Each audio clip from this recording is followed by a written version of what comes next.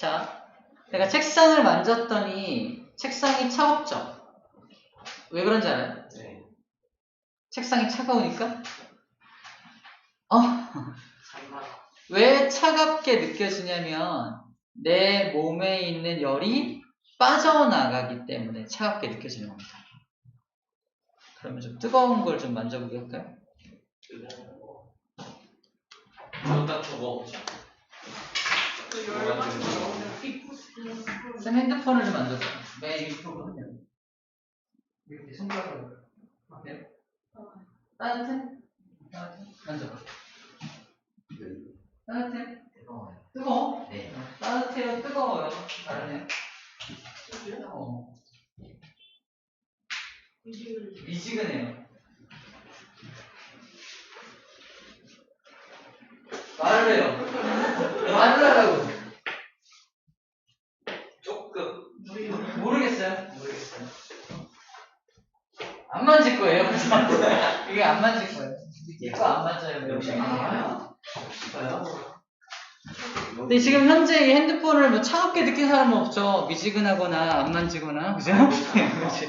있는데 그 이유가 뭐냐면 내 손의 온도가 약 36.5도를 차지하고 있겠죠? 책상의 온도는 몇 도일까? 책상의 온도. 그거보다는 조금 낮겠죠? 그래서 딱 만졌을 때 열이 낮은 온도 쪽으로 열이 이동한 거야. 근데 이 핸드폰을 만졌을 때는 약간 따뜻하다 또는 미지근하다 느낀 이유는 뭐야? 약간 따뜻하다, 뜨겁다 느낀 사람은 핸드폰 만졌을 때 핸드폰으로부터 열을 내가 받은 겁니다. 핸드폰에 있는 열이 내 손으로 들어온 거야. 그럴 때 뜨겁다, 따뜻하다라고 느껴요. 미지근하다라고 느끼는 건 이제 거의 열의 출입이 없을 경우에 왔다 갔다 하는 게 별로 없을 때 미지근하다, 뭐 별 느낌 없는데 이러는 거고, 안 만진 사람은 잘 모르겠어요. 어떻게 믿기 싫다. 알았어요. 그래서 열은 이렇게 이동합니다. 우리 뒤에 배울 부분인데 열의 이동 방법 또는 열 이동하는 열의 양을 할 때 열은 특징이 있어요. 열은 특징. 자, 이거 먼저 설명할게요. 열의 특징. 열의 특징. 열의 특징. 제일 중요한 특징이 뭐냐면 열은 고온에서 저온으로 뭐한다? 이동합니다. 고온에서 저온으로만 항상 이동합니다.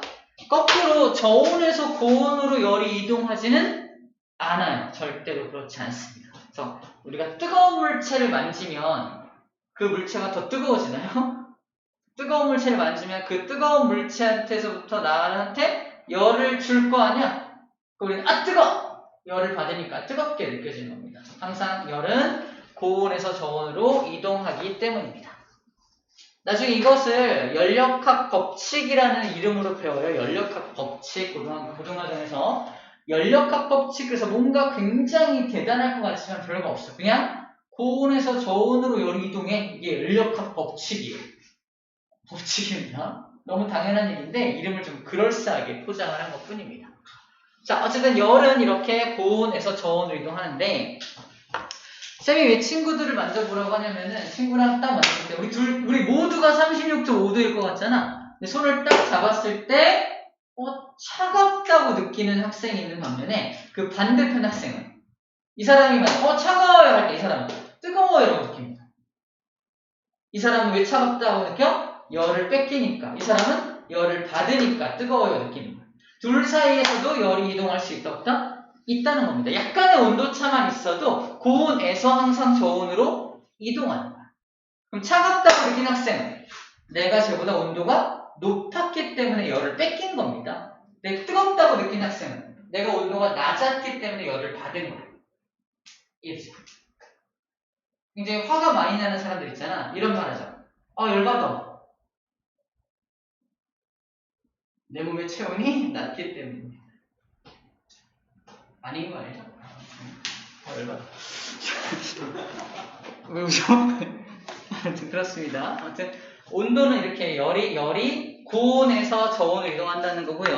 이 온자가 무슨 온자냐면 바로 이게 바로 온도입니다. 온자가 온도예요. 온도예요.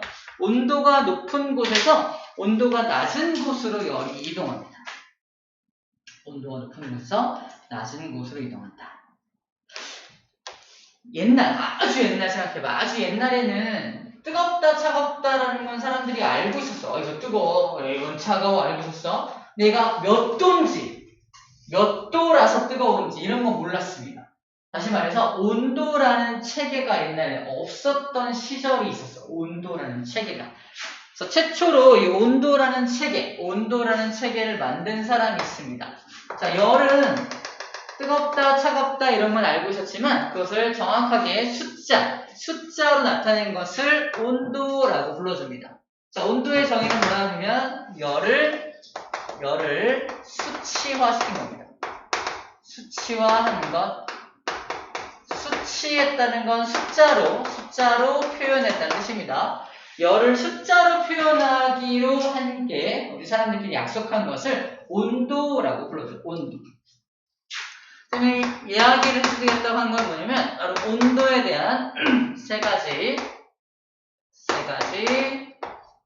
체계가 있습니다. 온도 체계 세 가지가 있어요. 이 온도, 즉 숫자로 만들자, 열을 숫자로 만들자라고 제일 먼저 아이디어를 낸 사람은 어느 나라 사람이냐면 이 나라 사람입니다.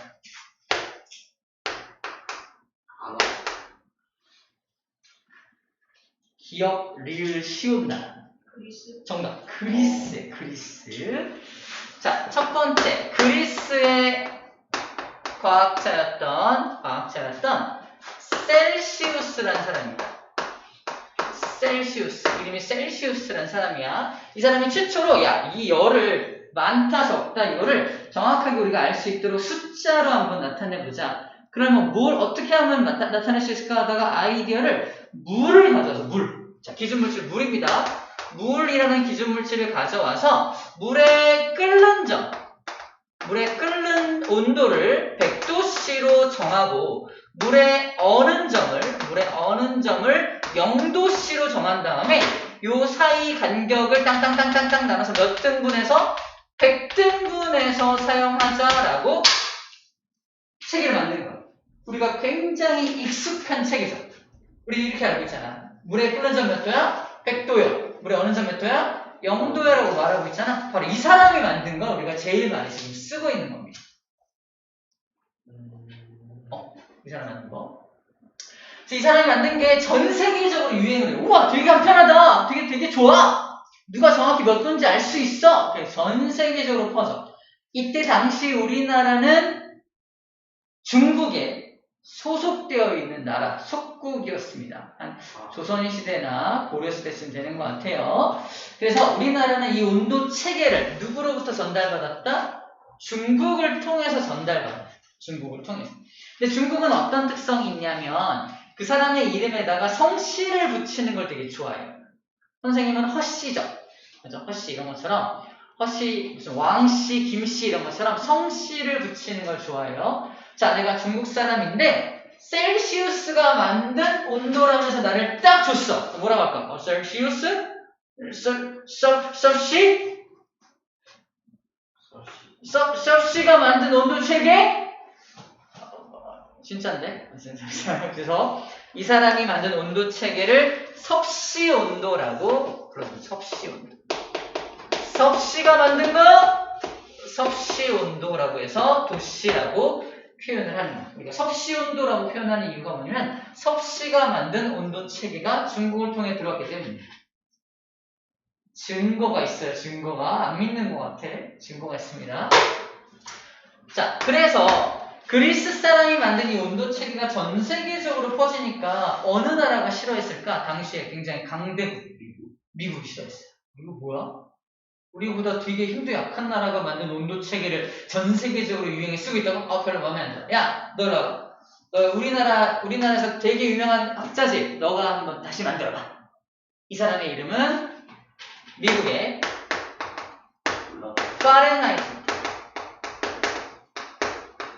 파렌하이트라는 학자를 불러다가 온도 체계를 만들어. 이 사람도 별다른 아이디어가 없었어. 알겠습니다 하고서 이 사람도 물을 가져와요. 물을 가져와서 잘 들어. 물의 어는 점을 32도로 정하고요. 물의 끓는 점을 끓는 점을 212도로 정해요. 그리고 이 사이 간격을 몇 등분에 사용하냐? 180등분에서 사용하기로 하나 만듭니다. 겁나 복잡하죠. 오케이? 이렇게 만들어요. 미국에서는 잘했어! 야 역시 180이 더 낫지 100보다 이러면서 되게 좋아합니다. 현재 요 온도책에 쓸까 안 쓸까? 써요. 미국과 영국에서는 이거 씁니다. 들어봤어요? 화씨 온도. 이게 화씨 온도예요. 그래서 F, 도 F, 파렌하이트를 따서 도 F라고 표현합니다. 자, 이것도 중국을 통해 우리나라 들어왔겠죠. 누가 만든 거라고? 파렌하이트 화씨네. 맞아요? 그래서 이게 화씨 온도예요.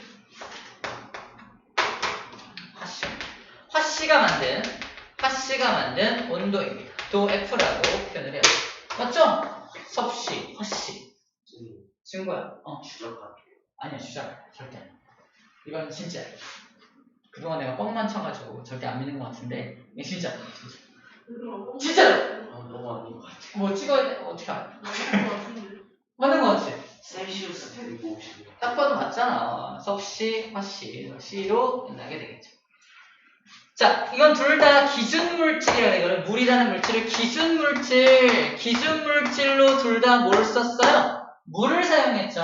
그래서 물이 어는 점, 물이 끓는 점을 이용해서 온도 체계를 만들었던 거야.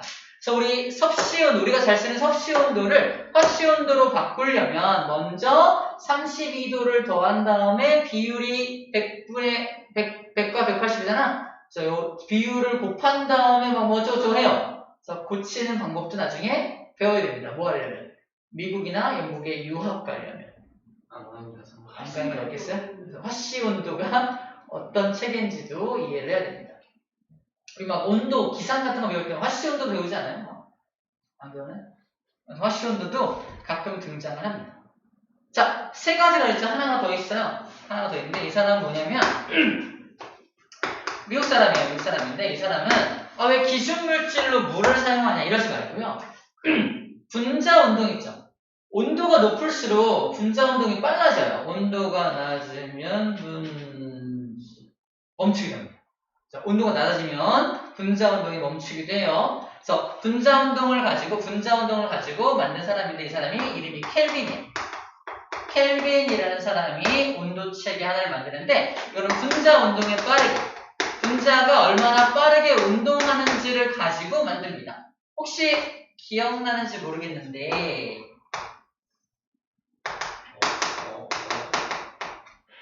0도씨일 때 1리터였던 기체가 있어요. 온도를 높이면 어떻게 돼요? 1리터가 부피가 점점 커집니다. 1도 올릴 때마다 273분의 1씩 커져요. 그래서 얘를 273도씨까지 올리면 정확하게 부피가 몇 리터? 2리터까지 증가합니다. 그래프를 그리면 이렇게 해서 점을 땅 찍으면 이렇게 부피가 증가해요. 다시 기체가 분자 운동이 온도를 높이면 높일수록 분자가 막 빠르게 움직이니까 부피가 무 커집니다. 그게 이러한 비율을 가지고 커져요.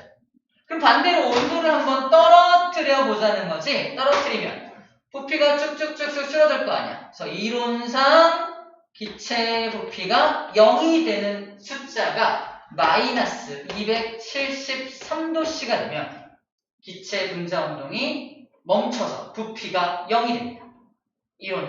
이론상 그래요. 점점점 찍어 놓은 건 왜 그러냐면 기체를 온도를 떨어뜨리면 부피가 0이 된다. 사라지는 것처럼 보인다. 과연 가능할까요? 아니야. 그리고 알고 있어요, 여러분들? 기체의 온도를 떨어뜨리면 이게 뭐 되는 줄 알아요? 액체가 돼요, 그잖아. 액체가 됩니다. 근데 액체가 되지 않는다는 전제하에 기체로 남아있다는 전제하에 기체의 온도를 떨어뜨리면 이론상 마이너스 273도가 되면은 기체의 부피가 완전 0이 됩니다. 그래서 켈빈은 어떻게 해요? 요 마이너스 273도에다가 이때를 0켈빈 완전 분자 운동이 빵인 거 0켈빈으로 정하자. 그리고 0켈빈 정하고 여기 0도씨까지 마이너스 273부터 0까지가 몇 등분이야 이게? 273칸 있을 거 아니야? 그래서 0도씨는 몇 켈빈이다? 273켈빈이 되는 거야.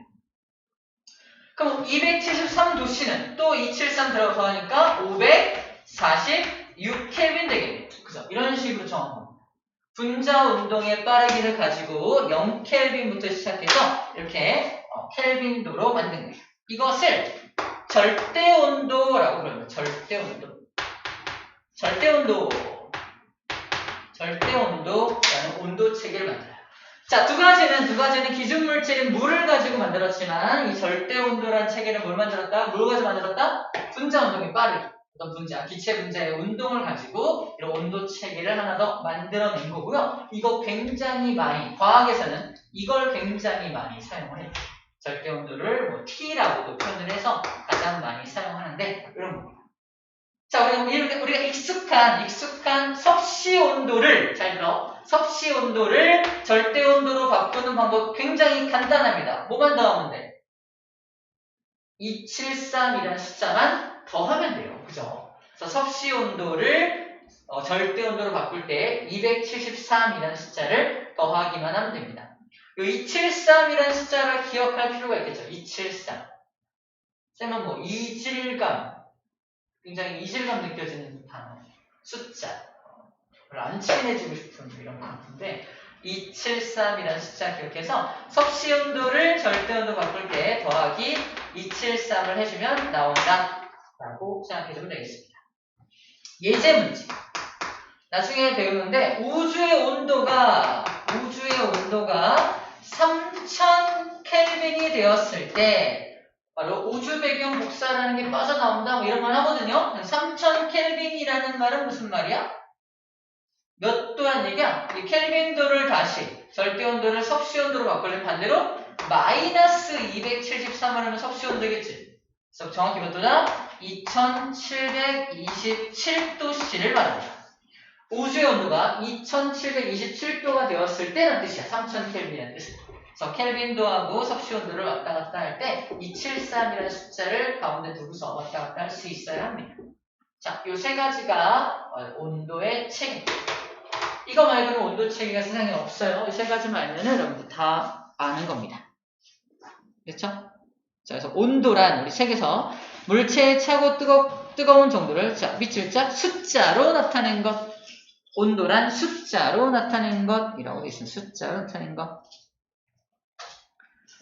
당연히 온도가 높아지면 높아질수록 분자 운동은 더 활발하게 빠르게 움직이게 되겠죠. 몇 가지 1번에 그래서 섭씨 온도와 절대 온도를 소개하고 있습니다. 쌤은 하나 더 추가해서 누가 만든 거? 파렌하이트가 만든 화씨 온도까지 소개해 준 거예요. 됐나요? 여기까지가 열과 온도 첫 번째 내용입니다.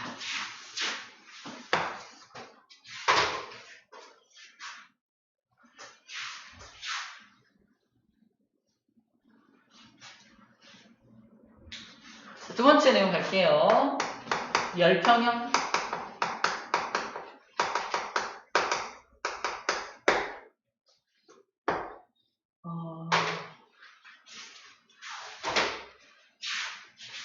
여기 굉장히 뜨거운 물체가 하나가 있고요. 뜨거운 물체.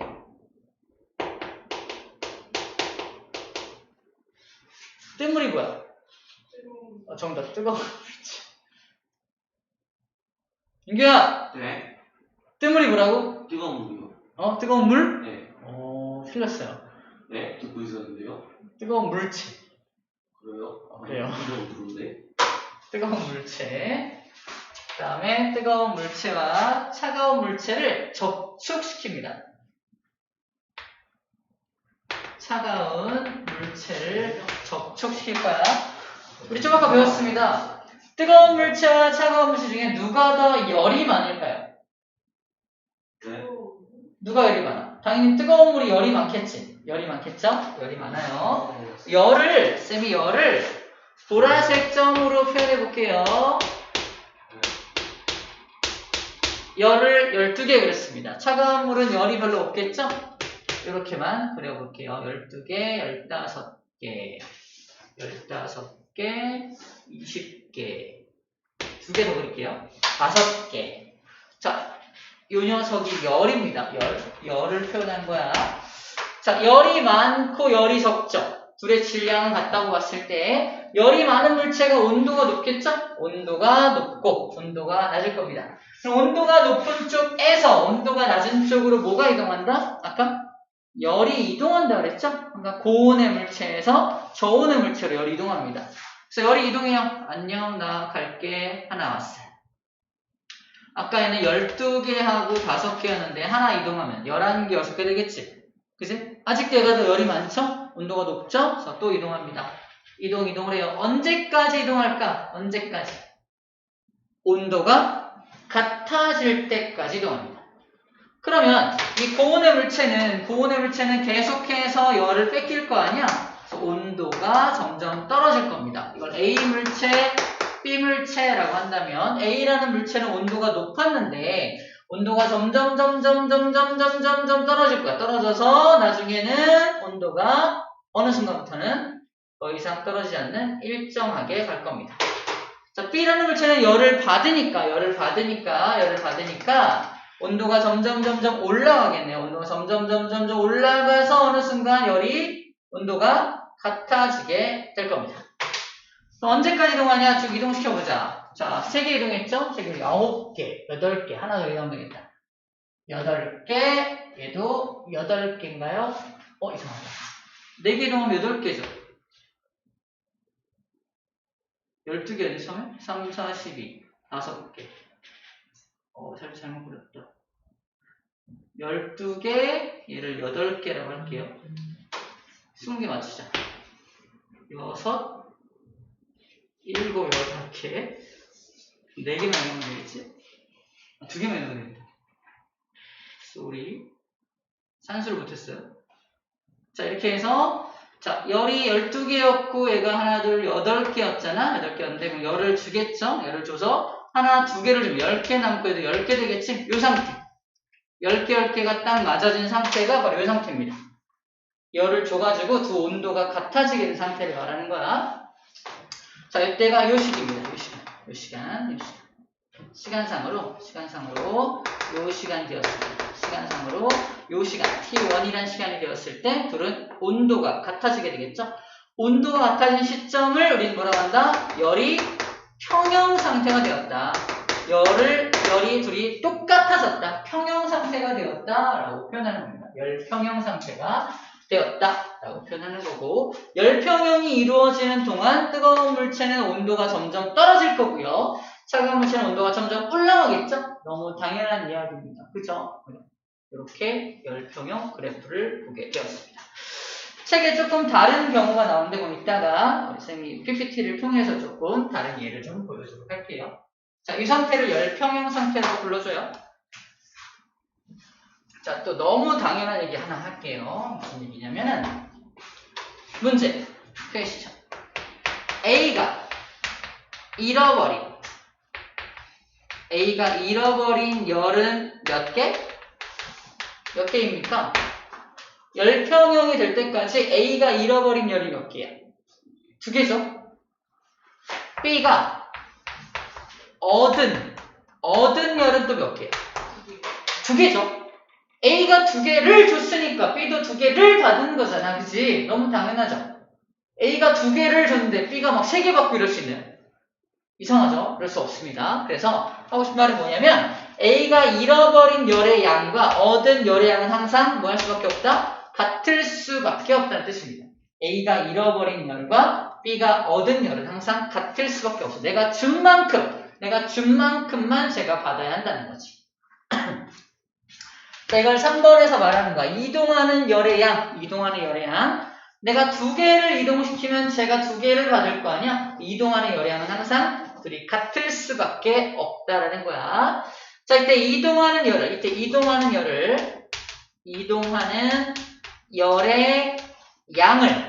양을 2글자로 이렇게 표현합니다.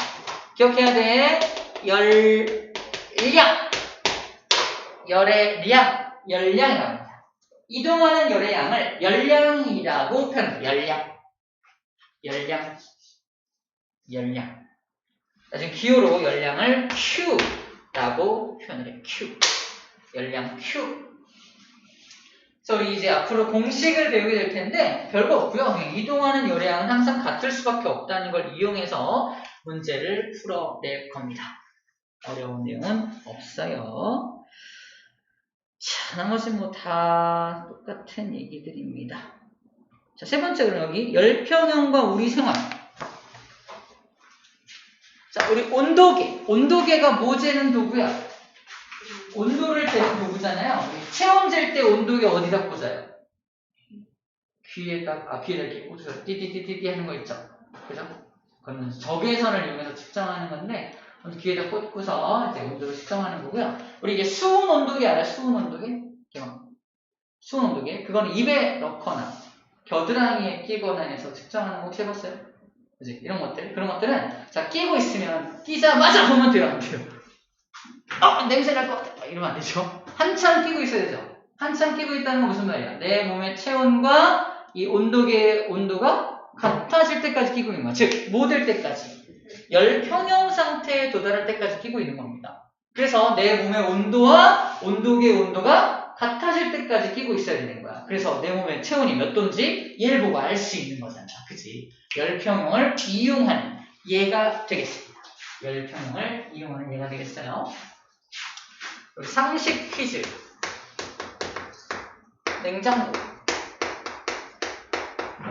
쌤이 알고 있는 숫자랑 여러분들이 알고 있는 숫자랑 좀 다를 수 있으니까, 자, 냉장실, 냉동실. 우리 집은 냉장실, 냉동실이 없다. 우리 집은 그냥 이글루 쓴다. 아니, 없죠? 이글루 아니죠? 자, 냉장실 온도 몇 도 쓰나요? 기억납니까? 2도? 2도? 2도? 3도? 3도? 다른 의견. 우리 집 냉장고는 이 정도인 것 같아요. 아니고. 맞아요. 한 2도, 3도 정도를 일반적으로 써요. 조금 좀 높게 넣으면 4도 정도까지 넣기도 합니다. 그래서 2에서 한 4도 정도씩까지 넣는 게 냉장실의 온도입니다. 냉장실 온도예요. 자, 이제 문제 또. 냉동실의 온도는요? 저희 집 마이너스 20도예요. 마이너스 20도. 마이너스 13도? 13도? 13도? 엄마한테 물어본다. 아니.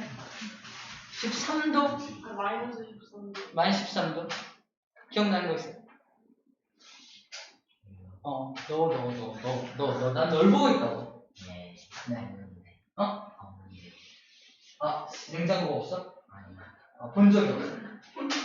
신경 안 쓰고 있어요. 그냥. 대부분 신경 안 써요. 그리고 가려져 있다가 이렇게 건들면 나타나거든요, 숫자로. 그래서 한번 집에서 건드려봐요. 건드려보면은 띡 몇 도인지 알려줄 겁니다.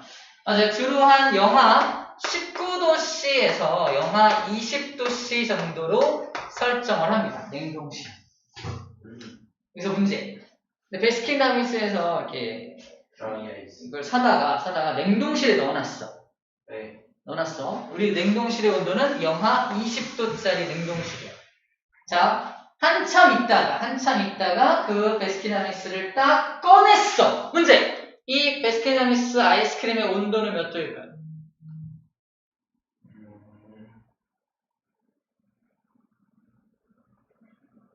다시 영하 20도짜리 냉동실에다가 베스킨라빈스를 한참 넣어놨어. 그리고 나중에 꺼냈어. 꺼내자마자 온도를 쟀어. 몇 도일까요? 20도. 영하 20도입니다. 영하 20도야. 왜? 그 안에서 열평형을 이루고 있는 거야, 무조건. 열평형을 이루고 있는 겁니다.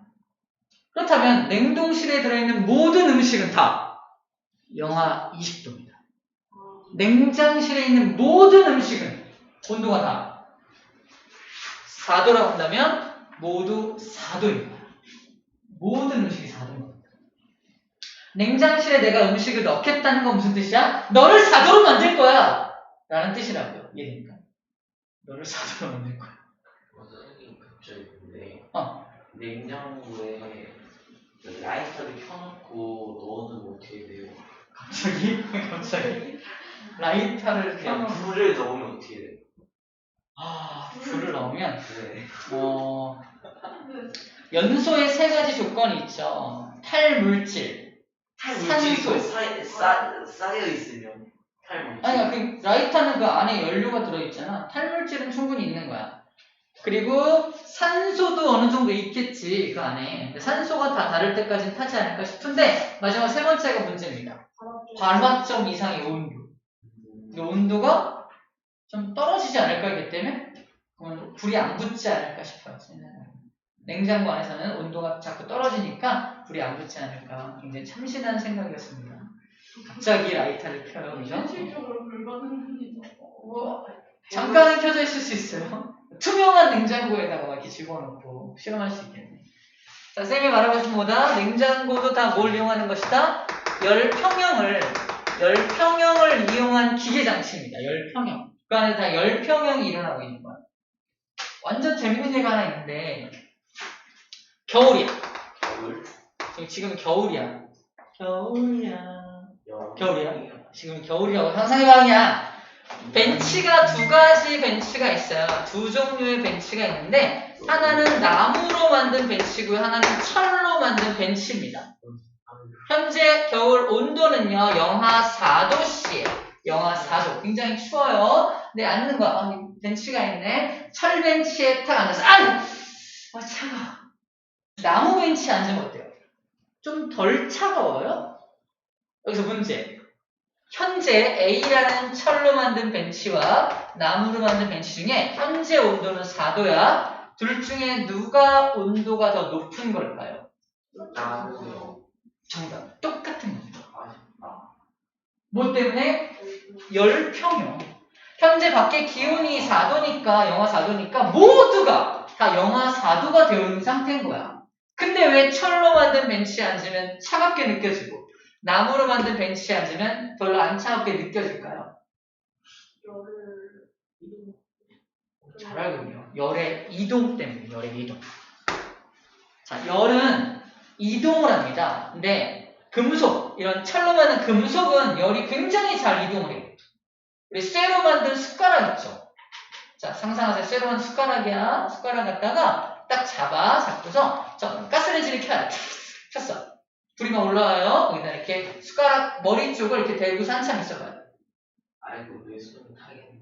고기 굽는 냄새가 곧 납니다. 고기 굽는 냄새가 날 거예요. 거기 어디서 삼겹살 굽나? 내 손이 구워지고 있는 거죠? 무슨 말이야? 이 철을 타고서 열이 전달돼가지고 내 손까지 온 거잖아. 그지? 그래서 철은, 금속은 열을 잘 전달한다는 얘기입니다. 하지만, 나무로 만든 주걱 같은 거 있잖아. 그걸 가스레인지에 이렇게 올려놔면 어떻게 돼요? 뜨겁나요? 그냥 지 혼자 타잖아. 지 혼자 탈 뿐이지 내 손에 열을 전달하지는 않습니다. 맞죠? 타면, 타! 여기 더 버리면 돼요. 내가 손이 다치는 일은 없어요. 길쭉하다면. 그지? 무슨 말이야? 나무는 열을 잘 전달하지 않는다는 얘기입니다. 그거랑 이거랑 뭔 상관입니까? 좀 지저분하지만 엉덩이로 그려볼게요. 와, 좀 크다. 벤치가 좀 작네요. 무슨 말이냐면 내 몸의 온도가 36.5도인 두 사람이 앉았어. 자, 그러면 내 몸의 온도가 높고요. 벤치의 온도는 영하 4도니까 열을 뺏길 거 아니야. 열의 이동 때문에. 자, 열을 뺏겨요. 열을 뺏깁니다. 뺏기면 뺏긴 열이 어떻게 돼요?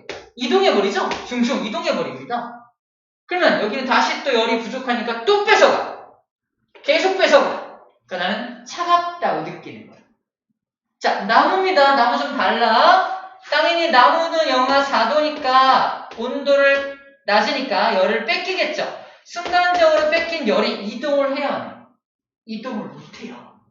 나무니까 이동을 못합니다. 그럼 여기 열이 요 밑에 남아있는 거야. 열이 남아있으니까 더 이상 열을 뺏겨 못 뺏겨? 못 뺏겨요. 이미 밑에 열이 있거든요. 그러니까 열이 한번 쭉 나가서 좀 차가운가? 한참 앉아주면 괜찮아요. 더 이상 안 차갑습니다. 왜? 밑에 열이, 내가 보내준 열이 그 밑에 남아있으니까. 하지만 철은 계속 이동시켜서 계속 뺏어가. 이런 차이가 납니다. 이런 차이를 가지고 우리는 잘못 생각하는 게 뭐다?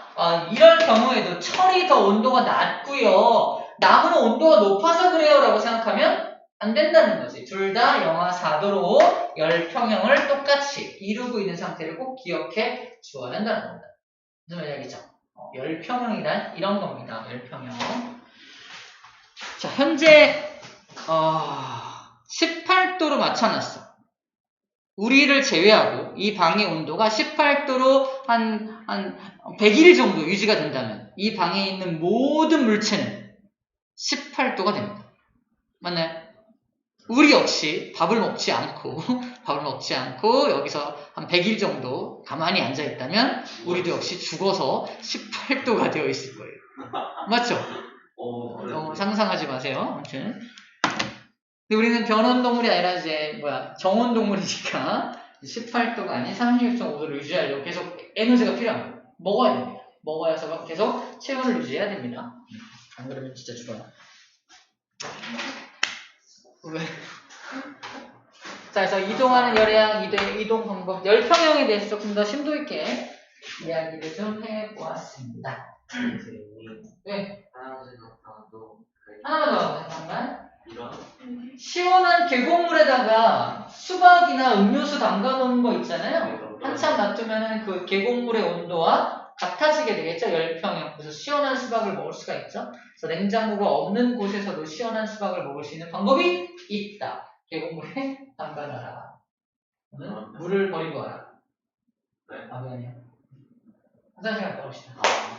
잠깐 쉬었다 할게요. 쉬는 시간 설정할 거야. 그 안에 갔다 와야 돼. 5977. 5970, 그거 없는데? 어? 에어컨. 그래서 더 켜줄게. 됐어.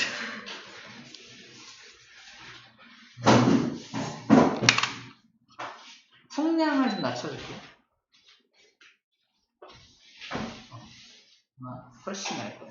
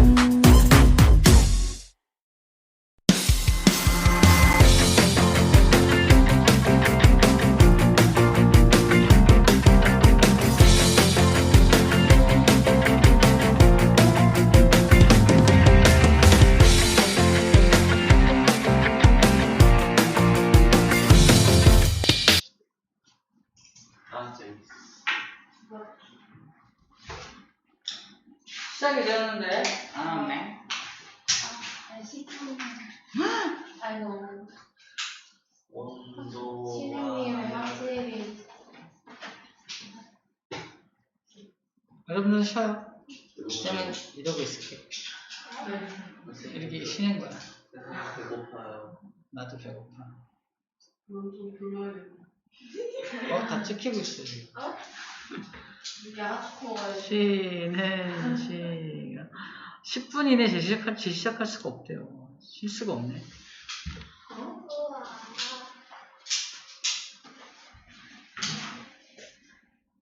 미안하다. 3시까지면 시간이 부족할 것 같아. 괜찮아요. 뭐 귀찮아. 근데 이 시기가 쉬고 여분 그거는 나 진짜 야한. 이 시기가 10분 진짜 못 가. 야, 그럼 이제 진짜 네. 못 가. 방금비 알아? 알아? 알아. 방금비 알아? 알아. 이름 개웃기지 않아? 방금비 1대 아니 있거든? 나 지금 진지 6화 원칙으로 설명이고 아니? 거기서? 이게 존나 유명한데?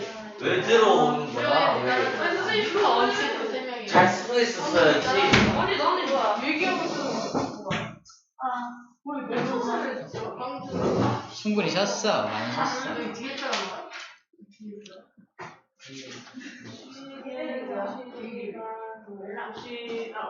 자, 이 그래프를 설명할 거 우리 페이지 90쪽 끝까지 2번인데요. 자, 아까 그래프랑 좀 달라. 자, 뜨거운 물체는 온도가 80도, 차가운 물체는 온도가 20도. 그럼 가운데서 원래 열평형을 이루어야 되잖아. 그치? 가운데 몇 도? 한 40도, 아니, 모르겠죠. 가운데가 어디야? 60도에. 없어. 여기쯤인가? 한 50도? 한 50도쯤에서 열평형을 이루어야 하잖아. 자, 근데 여기는 문제가 뭐냐면, 이거 보자. 뜨거운 물의 양이 더 많아. 거꾸로 하자. 차가운 물의 양이 더 많아. 이렇게 되는 거야. 이렇게. 차가운 물이 훨씬 더 많아. 그러면, A가 B한테 열을 주면, B가 온도가 쭉쭉 올라갈까? 물질의 양이 많기 때문에 온도가 쉽게 올라가지 않습니다. 쉽게 올라가지 않아요. 그러니까 물이 봐봐, 요만큼의 물이 있어. 요만큼의 물이 있는데 요만큼의 물을 내가 가스레인지에 불을 켜서 막 끓여. 금방 온도가 쭉 올라갈 거 아니야. 근데 이만큼의 물을 준비한 다음에 1분 정도 끓여볼게요. 아까 요만큼의 물을 1분 정도 막 끓이면 끓을지도 몰라. 근데 이만큼의 물을 1분 정도 끓이면 뭐 별일 없을 것 같습니다. 미동도 안 할 것 같아요. 똑같은 열의 양을 막 공급하더라도 질량이 작으면 온도가 쭉 올라가지만 질량이 너무 크면요 온도가 쉽게 올라가지가 않을 거란 얘기입니다. 그 얘기예요. 지금 차가운 물의 질량이 훨씬 더 많다 보니까 똑같은 열을 이동시키지만 온도가 쉽게 올라가지가 않겠죠. 자, A는 온도가 쭉쭉 떨어질 겁니다. 하지만 B는 온도가 천천히 올라가겠죠? 그래서 A는 온도가 쭉쭉쭉 떨어져서 여기까지 오지만 B는 온도가 천천히 올라가서 여기서 열평형을 이루게 될 거라는 겁니다. 뭐라고 써있어요? 차가운 물량이 더 많을 경우에는 여기서 열평형을 이룰 거란 얘기예요. 반대로 뜨거운 물이 훨씬 더 많으면요. 저 위에서 또 열평형을 이루게 되겠죠. 다시 말해서 열평형 온도는요. 딱 가운데가 아닐 수도 있다. 뭐에 따라 달라진다? 질량에 따라서, 물질의 질량에 따라서 조금씩 달라질 수 있겠구나라는 정도로만 이해해주면 될 것 같습니다. 정확한 계산은 나중에 계산식을 배우게 될 거예요. 지금 이렇게 되겠네라고 상식적으로 이해만 해주면 될 것 같습니다. 자, 이제 4번하고 5번 하면 돼요. 여러분들 좀만 힘냅시다. 자, 열의 이동 방법 바로 PPT로 보여주도록 할게요. 자, 열은 세 가지 방법으로 이동을 합니다. 전도, 대류, 복사 세 가지 방법으로 이동을 세 가지 방법으로 이동을 해요. 하나씩 봅시다. 열의 이동 첫 번째가 전도, 두 번째가 대류, 세 번째가 복사. 세 가지가 열이 이동할 수 있는 방법이에요. 좀 이동시켜줄래요? 첫 번째 대전도 먼저 볼게요. 전도. 이게 전도인데요. 쌤이 아까 쇠로 만든 숟가락을 가지고 가스레인지에 올렸을 때 손까지 열이 전달돼가지고 뜨거워진다 그랬잖아. 자, 바로 이거예요. 자, 열이 이 분자를 쇠로 만든 어떤 게 있다면 여기를 가열하면 여기 있는 요 세 개의 입자가 굉장히 온도가 뜨거워질 거 아닙니까? 온도가 막 뜨거워지면은 입자 운동이 엄청 활발해요. 입자 운동이 막 활발해지면은 봐봐, 쌤이 여기 있는 입자가 막 활발하게 움직이면은 옆에 입자를 때릴 거야. 땅땅 때릴 거 아닙니까? 옆에 입자도 같이 막 활발하게 움직이는 거야. 얘가 활발하게 움직이면 얘도 활발하게 움직이겠지. 이거 활발하면 얘도 활발하게 움직일 거 아니야? 옆에를 땅땅땅 때리면서 이렇게 전달돼요. 에너지가 전달되어 가는 것을 전도라고 불러줍니다. 중요한 건 이 입자가 스스로 혼자 이 입자가 이동한 건 아니지. 입자는 제자리에서 진동만 할 뿐이고 에너지만 옆으로 땅땅땅땅땅 전달한 거거든. 이런 방식을 전도라는 방식이라고 합니다. 숟가락을 이렇게 가스레인지에 올려놓으면 숟가락이 막 이렇게 오그라들면서 나한테 에너지가 오는 게 아니잖아. 열만 전달되어 오고 숟가락의 형태는 그대로 유지가 되고 있죠? 자, 그 모습이 바로 이 모습이라고 생각하면 될 것 같습니다. 자, 입자 운동이 전달되면서 열이 그걸 따라서 이동하는 것입니다. 이걸 전도라는 방법이라고 해요. 자, 전도를 그래서 있습니다. 대류 먼저 그 다음 대류. 자, 대류는 뭐냐면요. 대류는 전도라는 방식 설명한 거고요. 대류라는 방식은 뭐냐면 이겁니다. 자, 여기를 달굴 거야. 여기를 뜨겁게 달구면요. 여기 입자가 있을 거 아니야. 물 분자, 입자가 있을 거예요. 이 녀석들이 뜨거워지겠죠. 자, 뜨거워진 물 분자가 어떻게 되냐면 얘가 뜨거워진 물은 위로 상승합니다. 뜨거워진 물이 위로 상승해서 이 뜨거워진 물이 이렇게 돌아요. 다시 말해서 열을 가지고 직접 이렇게 돌아다니면서 열을 전달해주는 현상을 대류라고 합니다. 아까 전도랑 차이점이 있지, 전도는 입자가 직접 움직이는 게 아니죠. 에너지만 옆으로 전달했다면 대류 같은 경우는 자기가 직접 열을 가지고 이렇게 이동하는 겁니다. 입자가 직접 열을 가지고 이동한다는 게 차이점이 되는 거예요.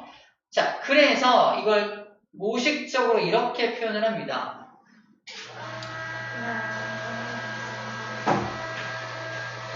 얘가 공을 직접 던지는 경우가 얘한테 공을 주고 얘가 또 얘한테 공을 주고 얘가 얘한테 공을 주는 경우가 있어요. 자, 이 공이 에너지라고 한다면 자, 얘네들이 이렇게 차곡차곡 던지는 거는 자기네들은 가만히 있고 에너지만 전달하는 거잖아. 이게 전도의 예가 됩니다. 자기는 가만히 있고 에너지만 전달하는 것들 전도의 예가 되겠고요. 얘가 에너지를 던지는 거 주변에 이 물질이 필요가 없죠? 또 얘는 봐봐. 얘는 어때요? 얘는 뭐하고 있어? 그 에너지를 들고 지가 직접 움직이고 있죠. 다시 말해서 얘가 의미하는 게 뭐야? 방금 배운 대류입니다. 직접 그 입자가 이동하면서 열이 전달되는 거. 얘가 대류를 뜻하는 거고요. 이렇게 얘네들이 전달하는 것은 전도를 뜻하는 거. 1번 방식이었고 2번 방식이었습니다. 3번 방식은 이상하죠? 중간에 얘네들 다 필요 없고 네가 직접 받아 이러는 거. 직접 받아. 에너지만 직접 받아 이러는 거거든. 이 세 번째 방식이 바로 복사라는 방식입니다. 선생님, 근데 저 조금 비스듬하게 놓으면 저 분자가 있잖아요. 열이 뜨거운. 이렇게. 근데 그러면 만약에 예를 들면 라면 끓일 때 온도를 더 높게 하려면 가운데다 놓는 게 맞아요? 아니면 조금 비스듬하게 놓는 게 똑같아요. 똑같아요? 똑같습니다. 물은 100도까지밖에 안 올라가. 그래요? 더 이상 못 올라가요. 배운 거 맞죠? 물은 100도까지밖에 못 올라가요. 100도 이상 올리려면 소금을 넣거나 설탕을 넣어서 혼합물을 만들어요. 그래서 우리가 라면 끓일 때 스프 먼저 넣으면 라면을 좀 더 맛있게 끓일 수 있다고 말하는 이유가 두 가지가 있어요. 물이 먼저 이렇게 만들어져요. 라면 국물이 먼저 만들어지고 면을 넣으니까 좀 골고루 양념이 배일 수 있다는 첫 번째. 두 번째, 혼합물이 만들어지니까 끓는 라면 국물은 몇 도다? 100도보다 훨씬 더 높은 온도인데 거기다 높은 온도에다가 라면 사리를 집어넣으니까 훨씬 더 높은 온도에서 빠르게 맛있게 끓어나올 수 있다. 이런 두 가지를 얘기해요. 근데 순수한 물만 끓이면 100도까지밖에 안 올라요. 더 이상 물이 안 올라요. 이게 어디를 가요? 상관없이. 이 시간이 똑같아요. 얼마를 가요? 물이 다 없어질 때까지 무조건 100도요. 물이 모두 사라질 때까지 물은 항상 100도를 유지합니다. 자, 복사는 뭘 생각하면 되냐면 태양, 지구. 태양에서 지구로 에너지가 오니 안 오니? 와요. 오고 있죠. 근데 태양과 지구 사이에는 뭐가 있어? 공기가 있어요? 공기 있긴 하죠. 그건 지구의 대기권에 살짝 있는 거고 태양과 지구 사이에는 진공, 아무것도 없습니다. 아무것도 없음에도 불구하고 에너지가 오니 안 오니? 오고 있잖아요. 그게 바로 무슨 방법으로 오는 거다? 복사라는 방법으로 오는 거예요. 들어봤나? 그 복사 아니야? 그 복사 아니야. 그래서 태양에서 오는 에너지를 이렇게 부릅니다. 들어봤나? 태양 복사 에너지. 아니요. 못 들어봤어? 태양 복사 에너지. 태양 에너지 그러면 될 텐데 왜 굳이 태양 복사 에너지라고 부르냐? 복사의 형태로만 올 수 있기 때문이야. 봐봐. 태양에서 지구로 열을 줄 건데 전도라는 방법으로 줄 수 있나요? 아니요. 그럼 뭔가 이게 숟가락이 연결돼 있어요. 네. 그런 일 없죠. 두 번째, 대류라는 방법으로 열을 줄 수 있나요? 거기서 뭐가 이동해요? 물질이 이동해야 될 거 아니야? 열을 가진 물질이 이동해 오나요? 그런 거 없죠? 오는 거 없습니다. 그럼 우리 죽을 거 아마? 어떤 그런 물질이 이동하는 거 없이 에너지만 전달되어 오니까 복사의 형태로만 에너지가 전달될 수 있다라는 겁니다. 그래서 태양에서 오는 에너지를 뭐라고 한다? 태양 복사 에너지. 지구에서도 우주로 방출한 에너지가 있거든요. 그것을 지구 복사 에너지라고 불러주는 이유가 복사라는 말이 그래서 붙은 겁니다. 열의 이동 방식 중에 세 번째 방식, 복사라는 방식으로 한다는 겁니다. 중간에 매개물질, 열을 전달시켜줄 매개물질, 입자가 필요 있어 없어? 필요 없어. 그냥 던지면 에너지만 던지면 그래서 요게 복사의 예가 되는 겁니다. 됐나요? 이렇게 세 가지 방법으로 이동할 수가 있구나라는 거고 책에 각각의 예들이 잘 나와 있습니다. 정리하면요. 전도와 대류는 매개물질, 다른 말로 그냥 매개물질 쓸게요. 물질을 입자의 운동 없이 물질의 도움이 필요하다 안 필요하다? 필요하다. 전도나 대류는 물질들이 도와줘야 돼요. 전도 같은 경우는 물질이 막 진동하면서 에너지를 옆으로 전달하는 물질의 도움이 필요하고요. 대류도 역시 물질이 에너지를 가지고 운동하는 거니까 물질의 도움이 필요합니다. 하지만 복사는 물질의 도움이 필요하지가 않아요. 중간에 물질이 없어집니다. 왜? 지우개. 지우개 좀 주워달래요. 안 보인다. 보인다. 땡큐. 착하네요. 네? 아니, 지원이 말하는 것 같아. 뭐예요? 민석 씨 지금 그 말. 싸우는 거 아니지? 아니, 지우개에서 써주고 착하다고. 착합니다. 얼굴이 빨개졌어. 너에게 착한 사람은 누가? 미니언즈밖에 없네. 나. 없네요, 착한 사람. 뭐 있어? 찾아볼게. 착한 사람 혹시 있나? 찾아볼게요. 자, 그래서 여기 잠깐 비유를 보면요. 냉방기, 난방기 설치할 때 냉방기와 난방기 설치 위치가 달라요.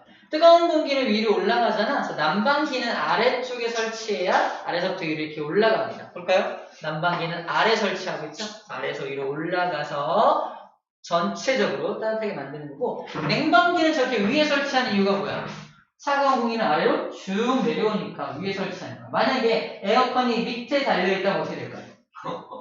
아래쪽이 차가워져요. 점점점 공기가, 차가운 공기가 쌓여야 머리로 올라가. 그제서야 시원합니다. 물론 발음 다 얼어있겠죠? 아무튼 그래서 아래서부터 공기가 차곡차곡 쌓여서 올라와야 그제서야 시원해지는 거예요. 하지만 위에 설치하면 위에서부터 뿌려주니까 그냥 시원함을 빠르게 느낄 수 있는 거지. 반대로 난방기를 위에 설치해봐. 위에서부터 뜨거운 공기가 차옵니다. 뜨거운 공기가 차서 꽉 차야 이제 따뜻해지는 거야. 엄청 오래 걸리겠죠? 그래서 난방기, 냉방기 설치할 때 대류의 원리를 이용해서 어디다 설치해야 될지를 결정을 해야 합니다. 아주 상식적인 부분이에요.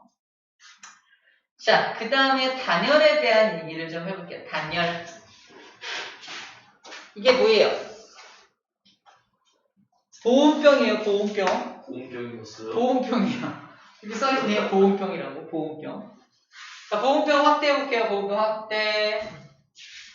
보온병은 보온을 해야 될 거야, 보온. 보온이 뭐야? 온도를 유지하는 거잖아. 여기다 만약에 뜨거운 뜸을, 이번엔 뜸물이 뭐야? 뜨거운 물을 넣어볼게. 뜨거운 물이 뜨거운 상태로 유지해야 될 거 아니야? 이번엔 물이 맞아. 트라우마에 시달리지 마. 이번엔 물이 맞아요. 뜨거운 물을 넣었어. 그럼 뜨거운 물이 유지가 되려면 밖으로 열이 빠져나가면 되니 안 되니? 안 되지. 그럼 열이 이동하는 방법이 세 가지가 있어. 말해봐. 복사. 전도, 대류. 거꾸로 부르지마. 다시 불러봐. 전도, 대류. 얼마나 편해. 복사 먼저 부르니까 힘들잖아. 아무튼 전도, 대류, 복사. 이 세 가지 방법으로밖에 열이 이동할 수가 없는데, 이 열을 이동하지 않게 만들면, 열이 이동하지 못하게 만들면 보온이 되겠네요. 그죠? 그래서 일단 여기 뭐 보이냐? 진공 이중벽 보여요?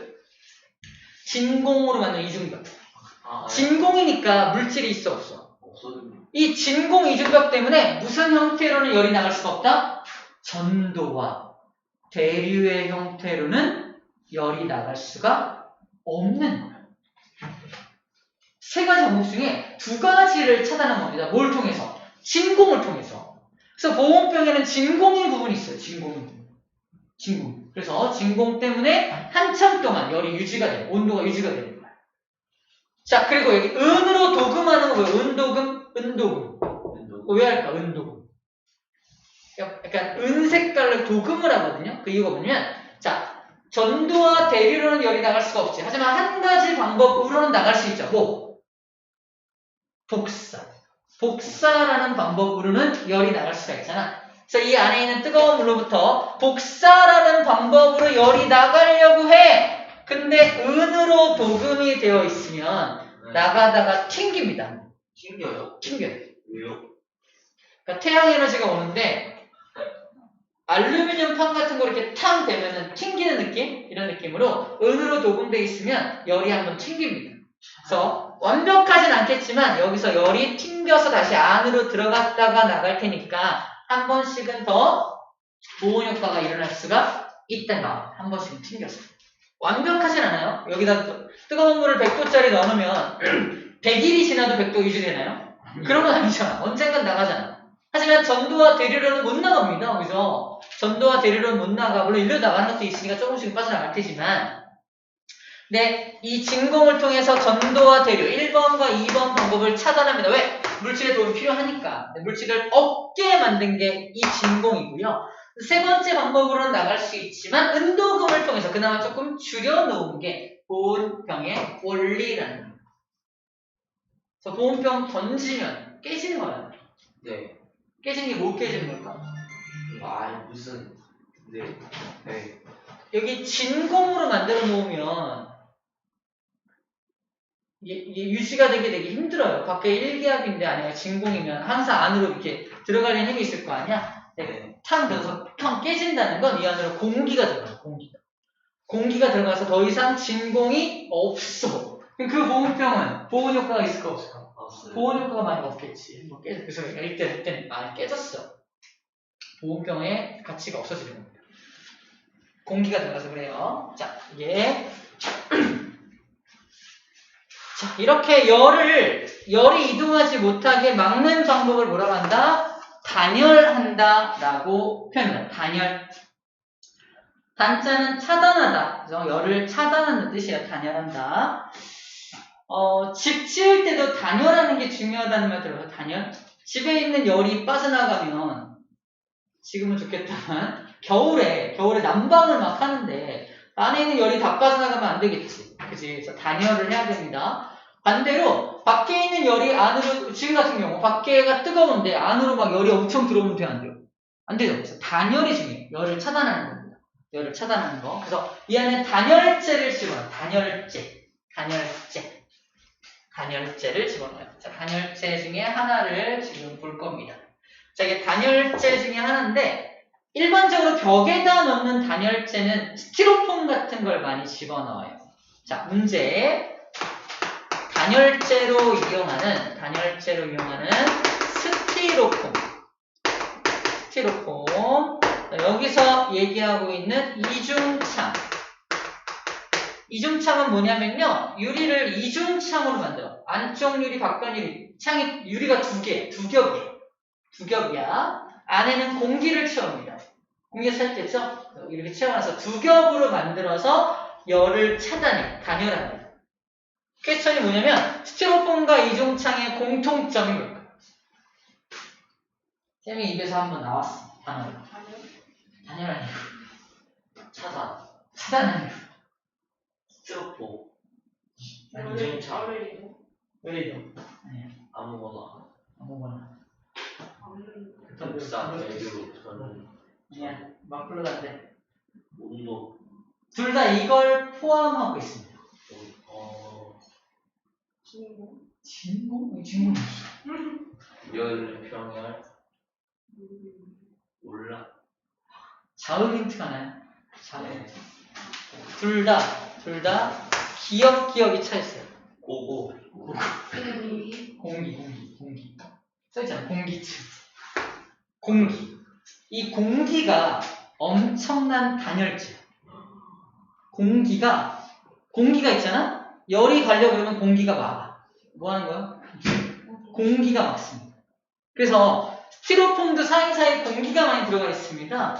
이중창도 여기 공기층 보여? 공기층? 공기가 가운데 차 있잖아. 이 공기 때문에 열이 쉽게 못 들어가고 못 나오는 거야. 문제. 우리가 겨울에 입는 파카, 패딩 이런 거 다 빵빵한 이유가 뭡니까?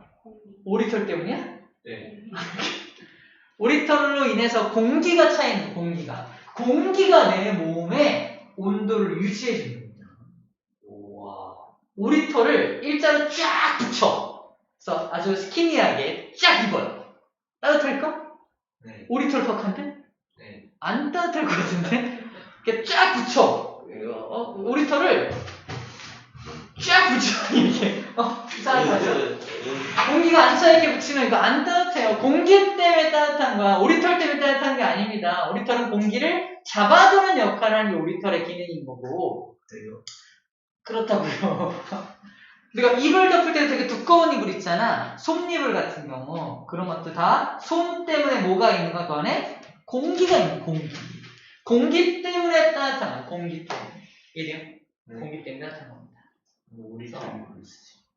항상 우리가 단열을 생각할 때는 공기가 충분히 들어갈 수 있는 어떤 물질을 이용하면 단열 효과를 잘 볼 수 있다라고 생각하면 될 것 같습니다. 개념 확인을 풀어봅시다. 잠깐만. 단열재 보면은 솜이나 스티로폼 대표적인 단열재로 내부에 체크. 공기를 포함하는 공간이 많아서 열을 잘 막아준다라는 거고요. 은박지나 알루미늄 호일 같은 경우는 아까 반사시켜주는 거, 무적이가 이거 복사를 이제 반사시켜주기 때문에 은박지나 알루미늄 호일을 쓰는 거예요. 이거 본 적 있어 혹시? 가스레인지 뒤에다가 벽에다가 알루미늄 호일을 붙여놓은 거. 네? 못 봤어요? 가스레인지 뒤쪽에 벽 있잖아. 거기다 알루미늄을 이렇게 붙여놓고 쓰는 집도 있거든. 가스레인지를 안 써서. 아 그렇구나. 인덕션 쓰나요?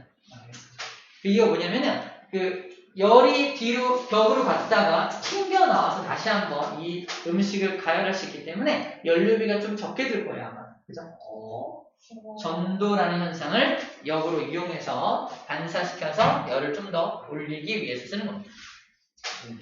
물론 음식물이 튀어서 그럴 수도 있지만 이렇게 약간 단열 효과, 약간 온도를 좀 더 유지할 수 있는 효과를 볼 수 있기 때문에 그래요. 자, 단열을 이용해서 이상한 단어가 나옵니다. 체크해 볼게요. 단열을 이용할 때 보온병 이종차는 지금 방금 배웠어. 네, 패시브 하우스. 패시브 하우스라 이 패시브 하우스.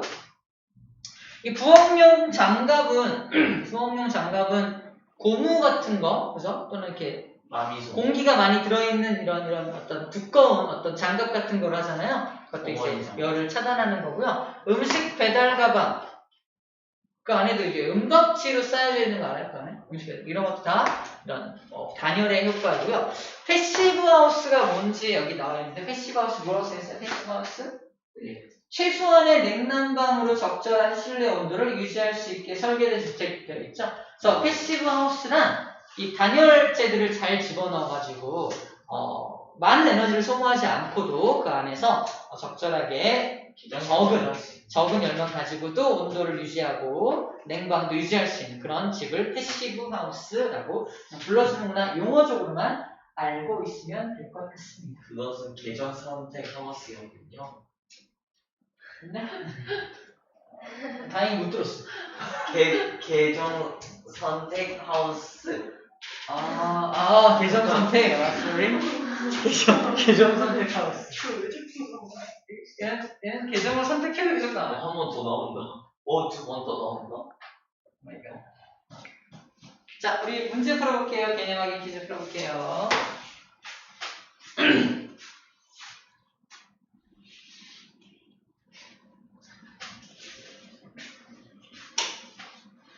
풀?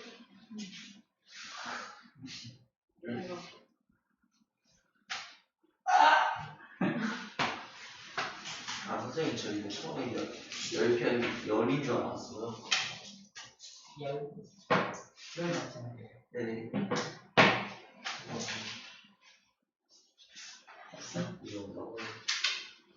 이거였지?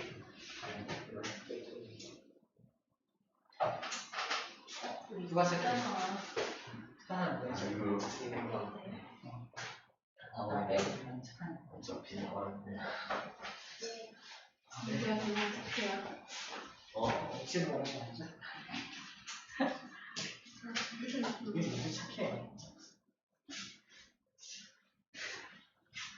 자, 앞선 거 왔네요. 1번.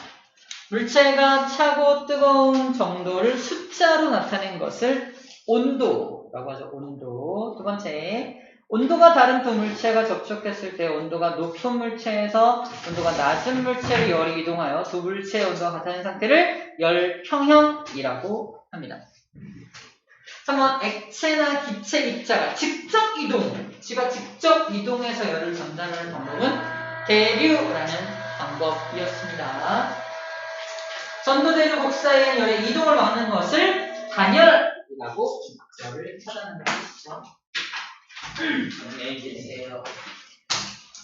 자, 관련된 문제 페이지 무려 101쪽입니다. 101쪽에 나오는 문제까지 쭉 잘 읽고 문제도 풀고 채점도 하고 고민까지 해보아서 나의 실력을 좀 한층 업그레이드 시켜서 만날 거예요. 아직 시간 남았는데? 네? 시간 남았네요. 앉아있어. 그거 하면 안 돼요? 저번에 저번에 주는 거. 시간이 될까? 그냥 늦어지니까. 한 개 정도는 될까요? 네. 얘 모르지 맞다. 뭐라고?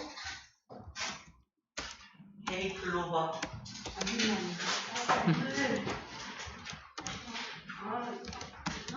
헤이 클로바 여기서 제일 잘생긴 사람이 누굴까? 너도 해보죠. 잘했어, 진짜. 뭔지는 약간 왜 까먹는